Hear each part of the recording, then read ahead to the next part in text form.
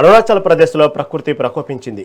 K E ప్యాన్వర్ జిల్లాలో ఇవాళ ఉదయం కురిసిన భారీ వర్షాల కారణంగా ఘోరమైన ఆకస్మిక వరదలు సంభవించాయి. ఈ వరదల ధాటికి లోతట్టు ప్రాంతాలు పూర్తిగా నీట మునిగాయి. ముఖ్యంగా యాజలి సర్కిల్ పరిధిలోని పూసా సమీపంలో ఉన్న నిఫ్కో ప్రాజెక్టు కాలనీ వద్ద నిర్మాణంలో ఉన్న ఒక రక్షణ గోడ కూలిపోవడంతో ఆ ప్రాంతం అంతా జలమయమైంది.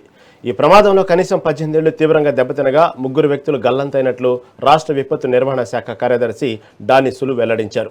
మరోవైపు భారీ వర్షాల కారణంగా జిల్లాలో రోడ్డు రవాణాకు తీవ్ర అంతరాయం ఏర్పడింది.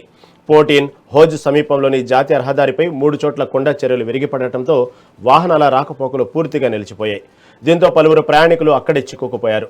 సమాచారం అందిన వెంటనే స్పందించిన యంత్రాంగం పరిస్థితిని అంచనా వేసేందుకు అదనపు డిప్యూటీ కమిషనర్, డీఎస్పీ, సర్కిల్ ఆఫీసర్లకు ప్రభావిత ప్రాంతానికి పంపింది. రహదారిపై శిథిలాలను తొలగించి రాకపోకలను వీలైనంత త్వరగా పునరుద్ధరించాలని కాంట్రాక్టర్ను ఆదేశించారు. గల్లంతైన వారి కోసం గాలింపు చర్యలు ముమ్మరంగా కొనసాగుతున్నాయి.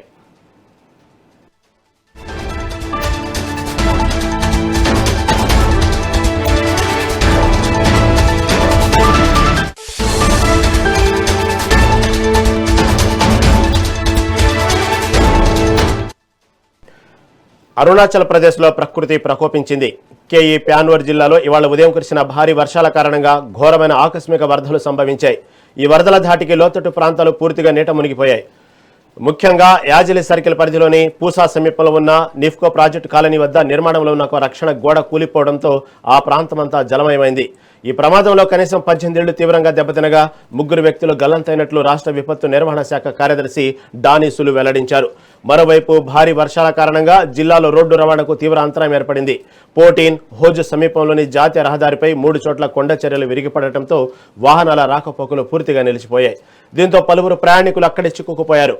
సమాచారం అందిన వెంటనే స్పందించిన యంత్రాంగం పరిస్థితిని అంచనా వేసేందుకు అదనపు డిప్యూటీ కమిషనర్, డీఎస్పీ, సర్కిల్ ఆఫీసర్లను ప్రభావిత ప్రాంతానికి పంపింది.